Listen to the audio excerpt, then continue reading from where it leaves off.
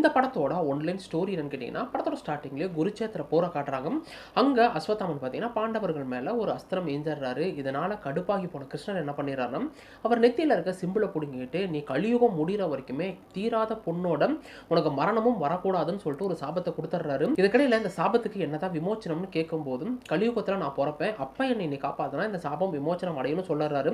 அப்படியே கட் பண்ணால் 2800 வருஷத்தை காட்டுறாங்க. அந்த டைமில் காசியில் இருக்க ஒரு சொட்டு தண்ணி கூட விடாமல் உறிஞ்செடுத்து அந்த நிலத்தையே பாலைவனமாக மாற்றி காம்ப்ளெக்ஸ்னு சொல்லிட்டு ஒரு இடம் பார்த்தீங்கன்னா, அந்த இடத்தோட ரூலரான சுப்ரீம் பார்த்தீங்கன்னா அங்கே இருக்க தண்ணியெல்லாம் எடுத்துக்கிட்டு இருக்காரு. அது மட்டும் இல்லாமல் 200 வருஷம் வாழக்கூடிய இவரு நிறைய கர்ப்பிணி பொண்ணுங்களை வச்சு டெஸ்ட் பண்ணிட்டு இருக்காரு. அந்த டைமில் தீபிகா படுகோனும் அந்த டெஸ்ட்டில் ஒருத்தவங்களா இருக்கும்போது அவங்க எப்படியோ அந்த இடத்த விட்டு தப்பிச்சு வந்துடுறாங்க. இந்த டைமில் படத்தோட ஹீரோவா இருக்க பிரபாஸ் கிட்ட நீ எப்படியாச்சும் தீபிகா படுகோனை பிடிச்சி கொண்டு வான்னு சொல்லிட்டு ஒரு அசைன்மெண்ட் கொடுக்கப்பட, இதுக்கப்புறம் இந்த கதையில் நடந்த சுவாரஸ்யங்கள் என்ன, தீபிகா படுகோனை வச்சு அவங்க லேப்ல அப்படி என்னதான்